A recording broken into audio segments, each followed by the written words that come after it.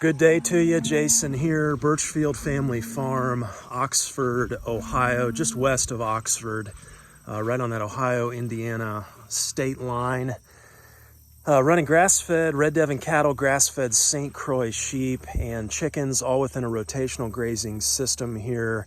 Right around 4.75 acres is our little area that we rotate through quarter-acre paddocks mostly. We're all on just under 60 acres total.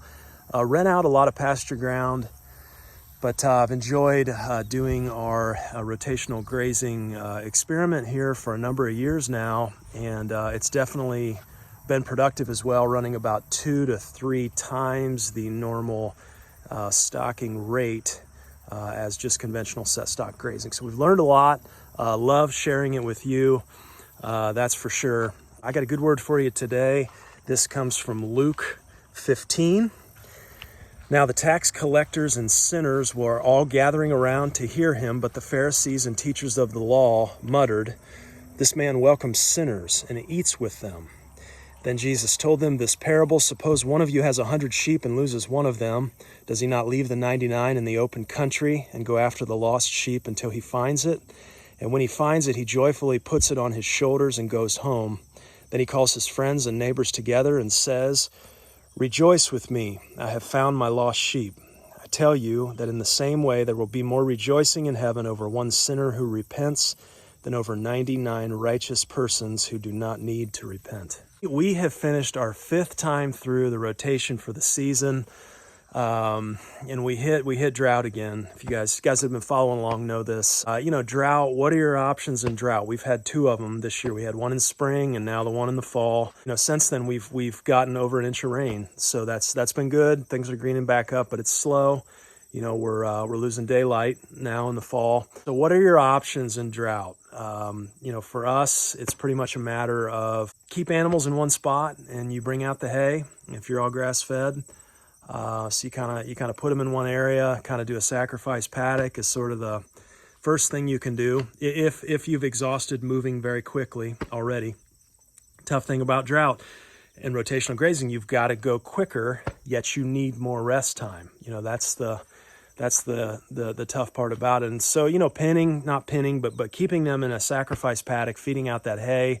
We've been doing a little bit of that, but also, beyond that, it's destocking. It's getting rid of animals. We're trying to build a Red Devon herd and a flock of St Croix sheep here, breeding. We're a registered breeder. And so, destocking is not an option for us. And so we've kept them in a couple of areas and fed some hay here. You guys that have been following know we pulled the ewes off the sheep.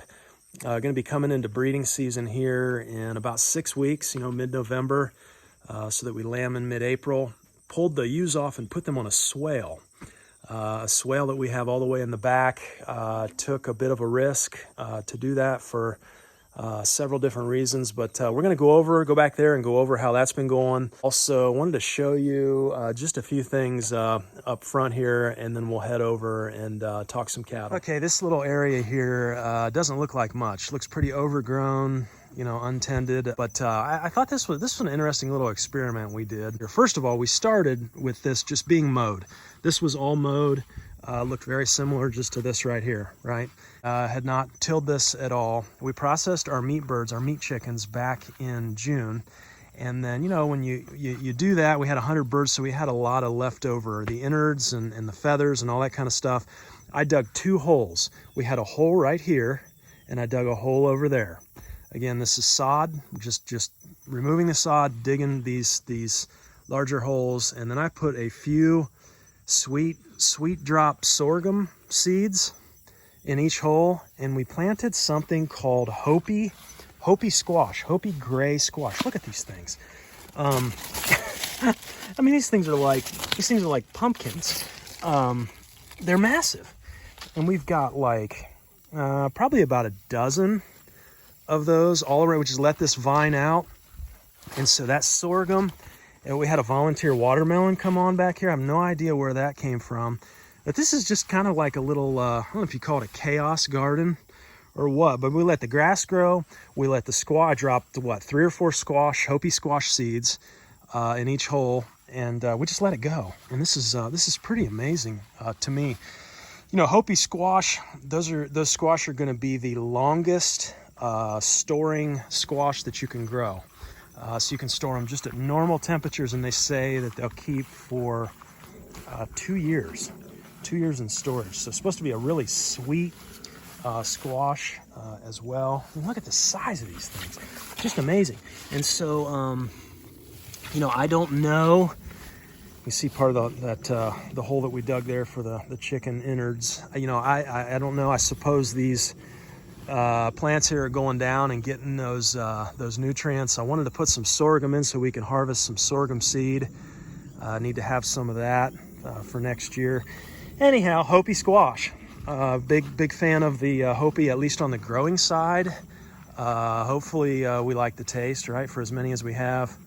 If not, the chickens will enjoy them. So thought I'd just pass that info along. Squash, sorghum do really well growing over chicken guts.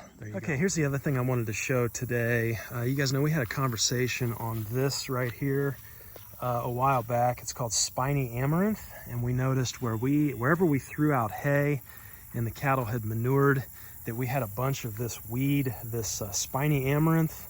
We talked about that. You know, this amaranth has been shown to remediate, to heal the soil, and anywhere that you've got high nitrates and compaction, you'll a lot of times you'll see this spiny amaranth. Now, this whole section right here was that spiny amaranth, kind of like you see over there up against the fence.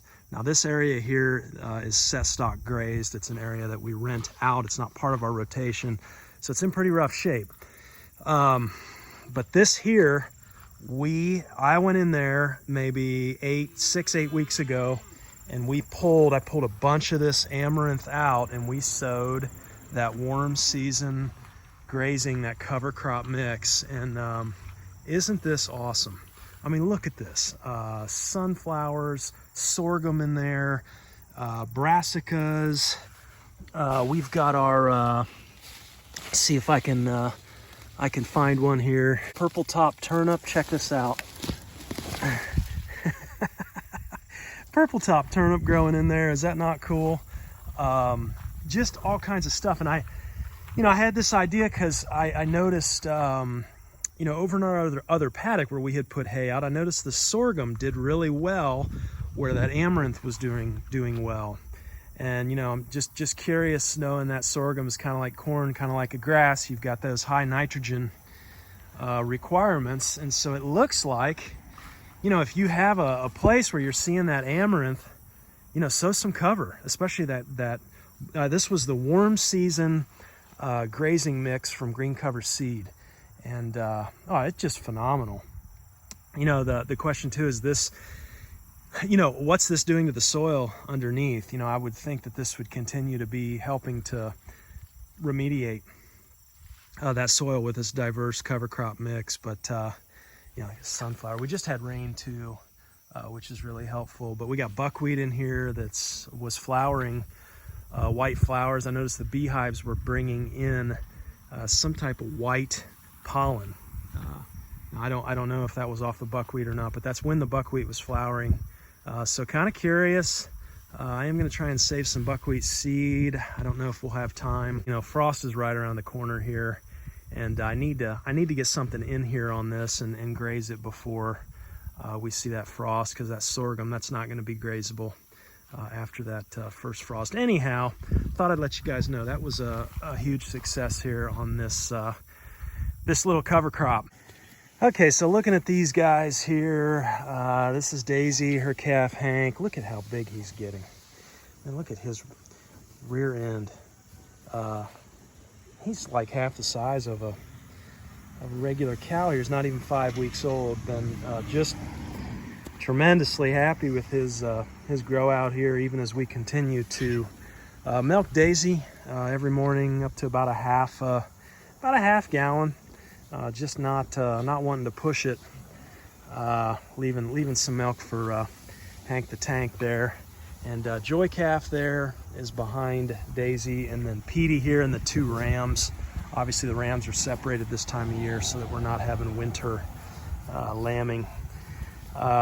Basically what I'm wanting to do here, we grazed this whole half. There's half of this we set up and grazed, and we've been feeding out a little hay with this drought. Now that we've got rain, greening back up and popping back here. So we've got this other side of this front pasture here.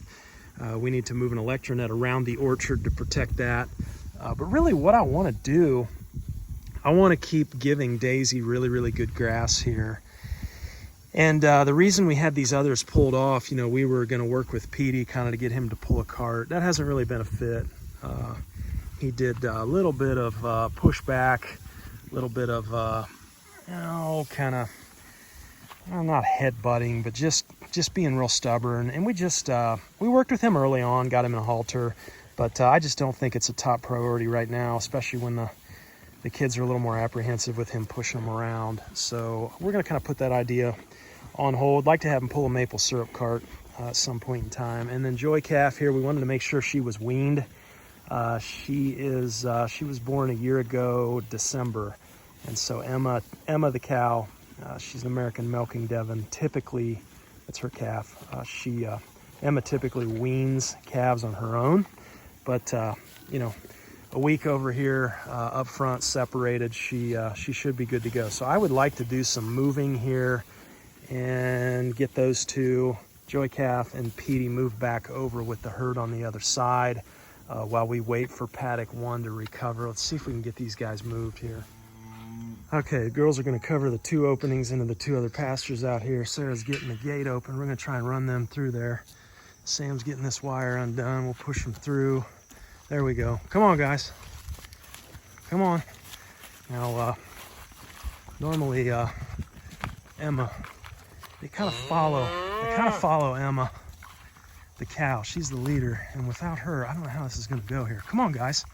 Petey's, he's kind of in that teenage stage. He's a little wild. You want to get her, Sam?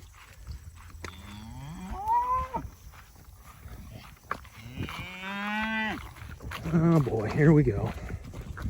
Oh, this could be a rodeo. Come on, Joy.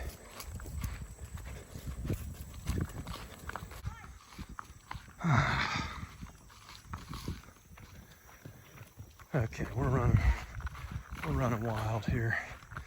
This might have been a mistake. Let's go kind of slow. Come on, back towards the gate, Peter. Come on. Come on. Yeah. Come on. Back towards the gate. There we go. There we go.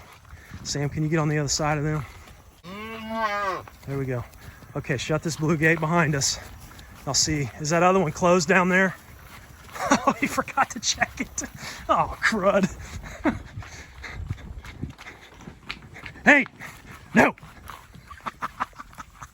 Oh, man. Oh, what a rodeo.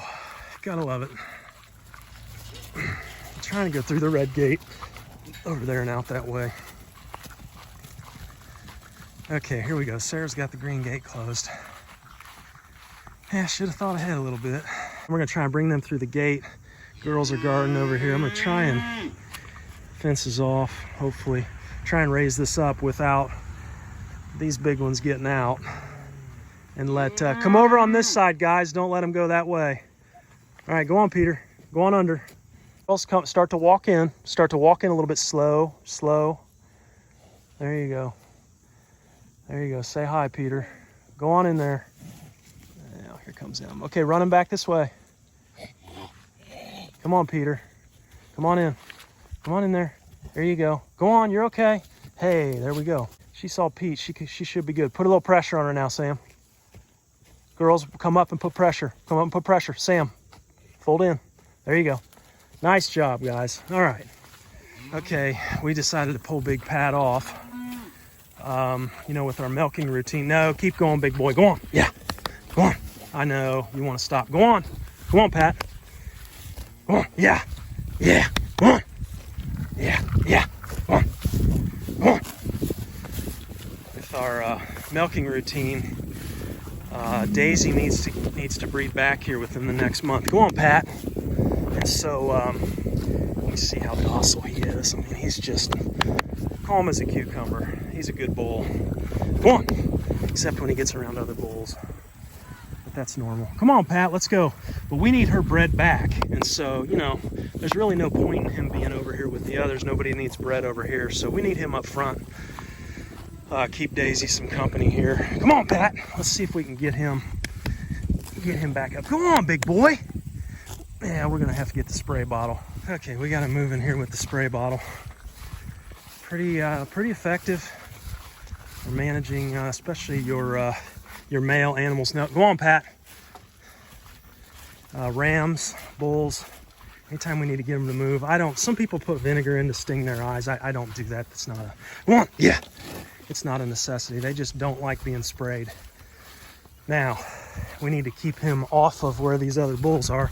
I probably should close those gates. No, that way. No. Oh boy. No. Yeah. Yeah. Come on. Come on.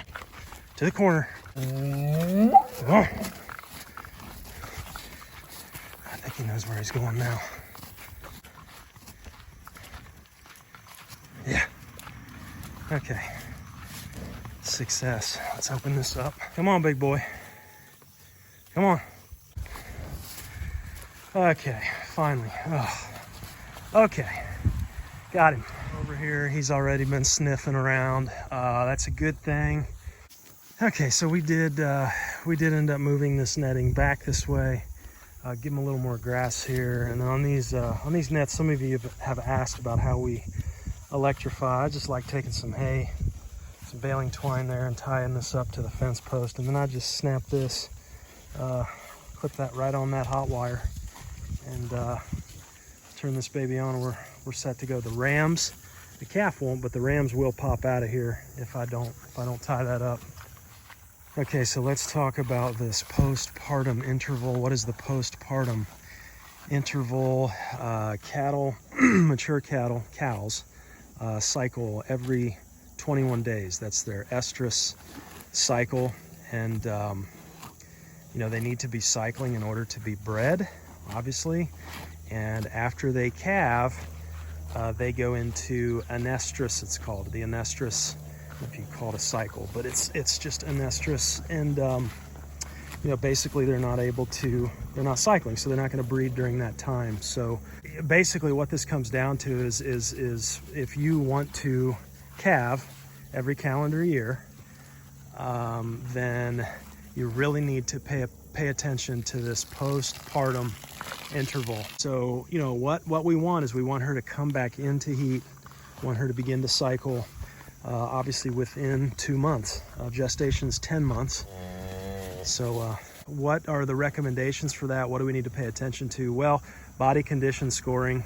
So how, you know, just general health, how good she looks. We want a body condition score of at least a 5. And you can look up, there's all kinds of info out there on body condition scoring, but I would say, let's say we're close to that. She may be a little thinner than a 5, but you know, she's let's say she's looking pretty decent. So we've introduced him. It'll be what, 5 weeks on Monday. He's 5 weeks old. So, you know, about 35 days here. So, you know, we want that bull to be with her here, going on into this 2-month interval here. They say that an estrus cycle, the postpartum interval, is even more difficult to manage with a heifer and getting her to breed back. I did not know that. So last time she was a heifer, she was a first calf heifer. So this is her second calf, and she was late, and we paid no attention to that postpartum interval. And it cost us. It cost us another, what, 5 months? So we'll see here with paying attention. I had another local cattle guy tell me mineral. Mineral is very important, which kind of leads me into that mineral program that we introduced with the free choice mineral. And we'll go and revisit that, kind of where we're at with that whole thing. But, you know, having the bull in here and having her, you know, keeping her on this fresh grass every day, giving her plenty of really good quality hay. And then we just want to monitor that body condition and keep her in the best of health here. You know, reproduction really comes after all of the other basic needs are met in an animal, you know, even in anything, human, whatever.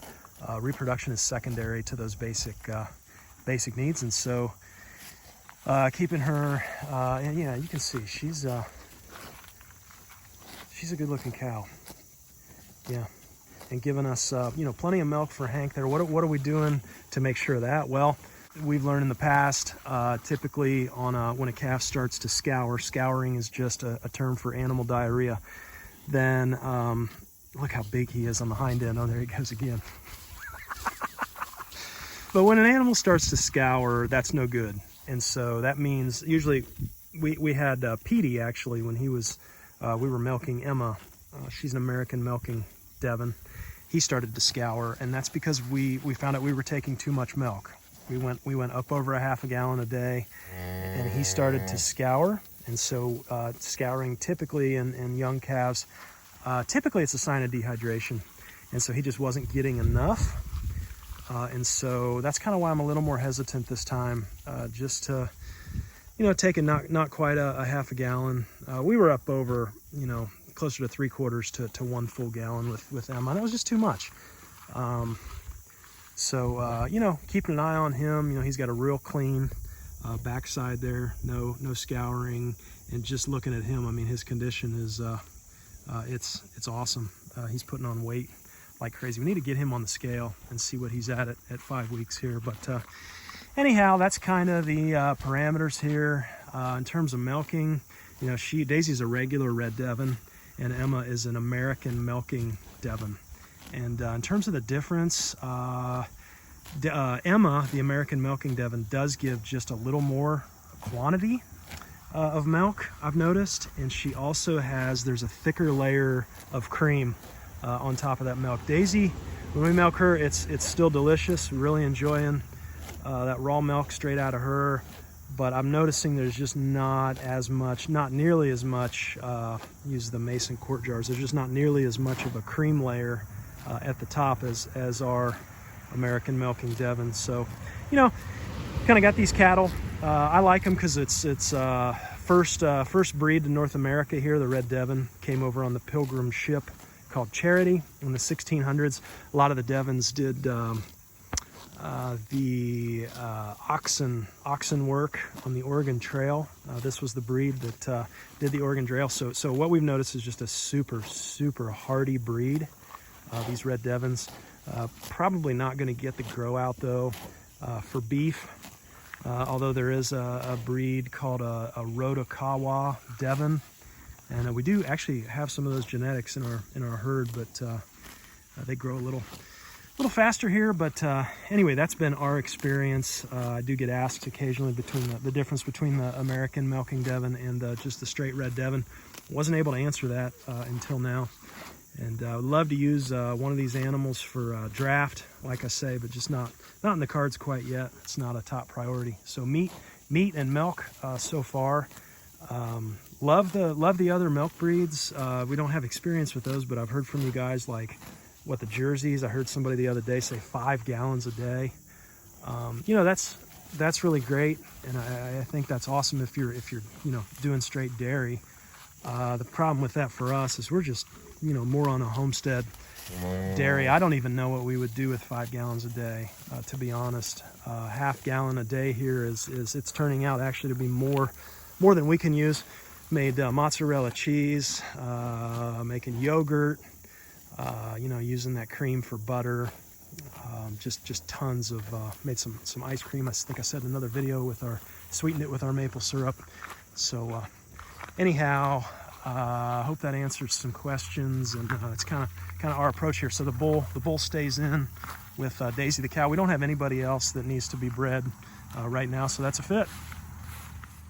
Just a quick update on our free choice mineral here. You guys that have been following know we upgraded to this free choice mineral system here. I've been pulling that around the paddocks, the 1/4 acre paddocks here with the mower, and the zero turn can do it. It's been good. It seems like the animals were just a little bit slow to get into it.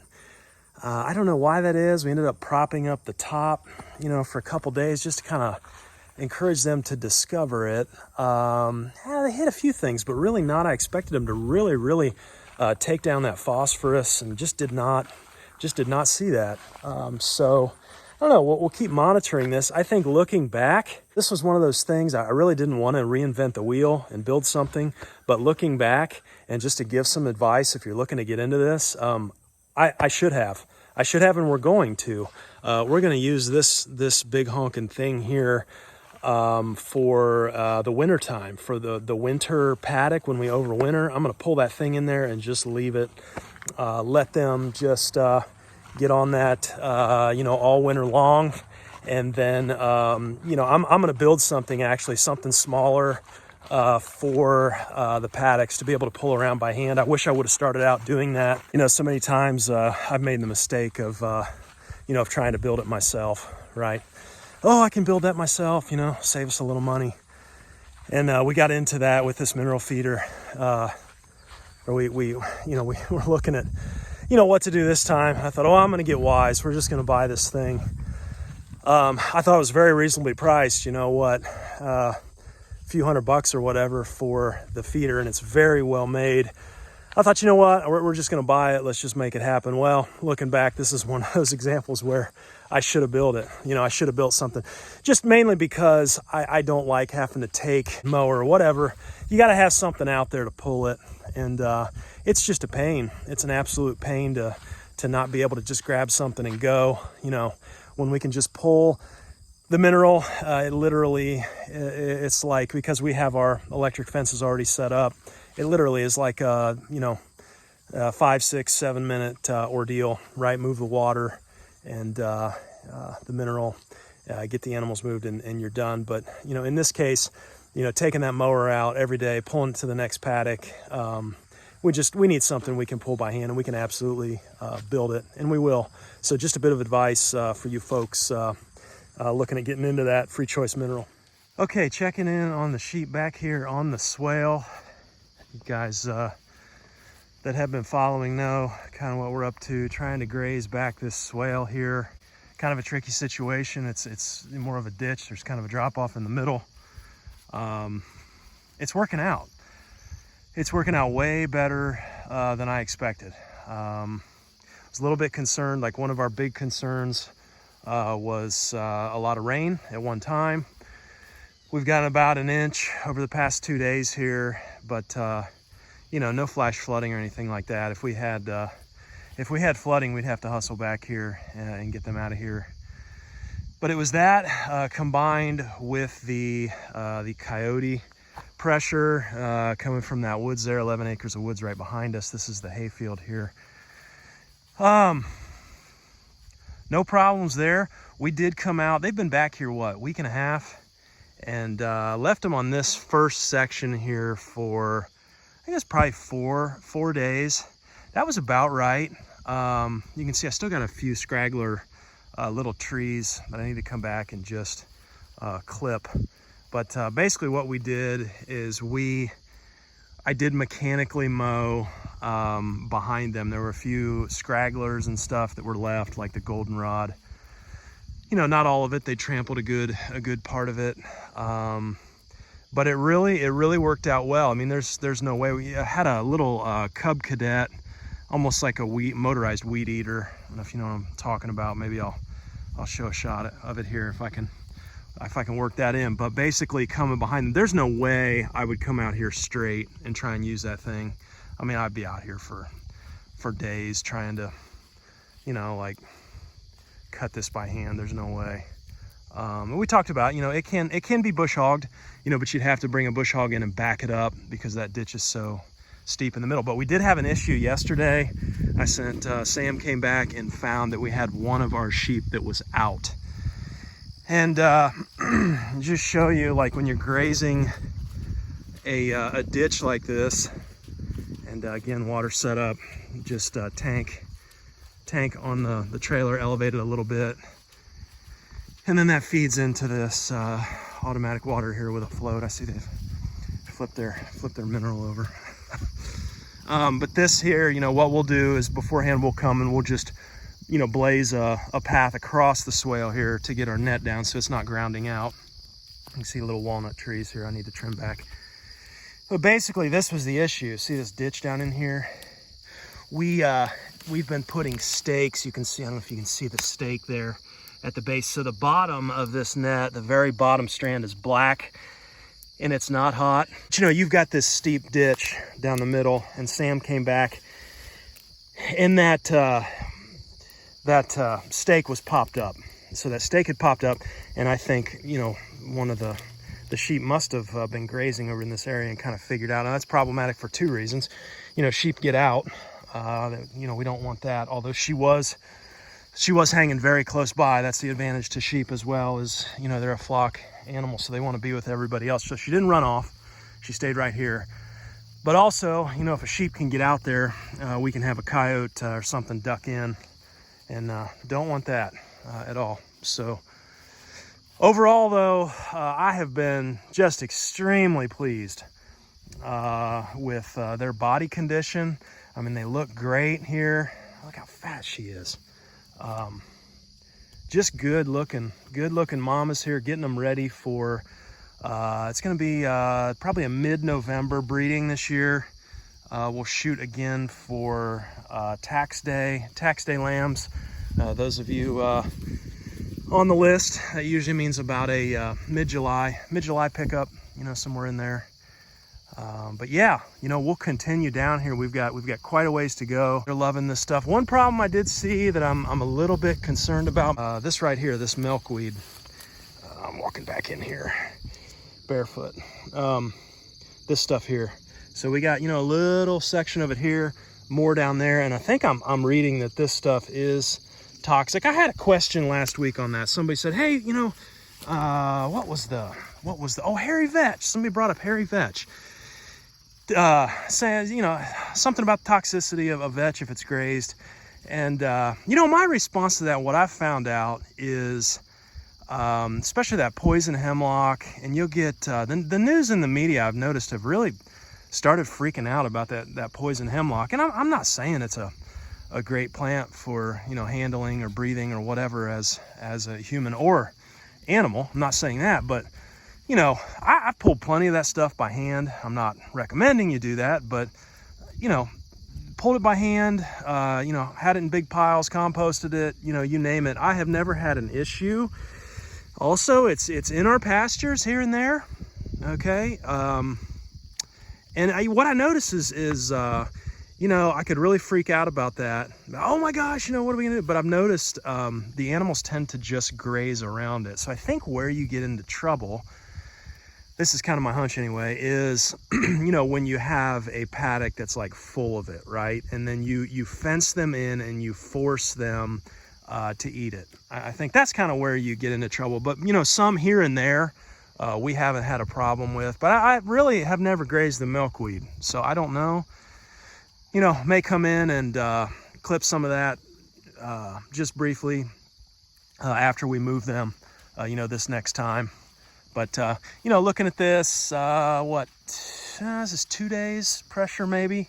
And I've noticed we got to get about, I don't know, 5-6 days, maybe even a week. You can see some of it laid down right there, but that's what they'll continue to do. And then after that, like I say, it's a real easy, just a little hand mower thing. And when you're only doing a section at a time, it's really not too bad at all.